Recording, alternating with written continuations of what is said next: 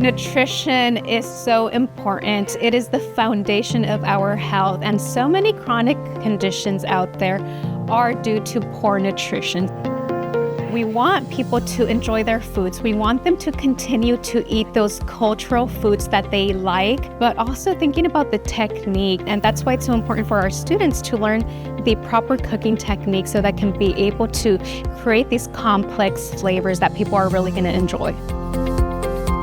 Today was like a dream come true. We had so much fun. It's absolutely essential to make food and nutrition advice person-oriented and patient-centered, because if we can't apply these changes to the individual, those changes won't happen. I hope people recognize that it's not as drastic as people make it seem. The tiny changes that we make in our lifestyle can make a considerable change on our patients.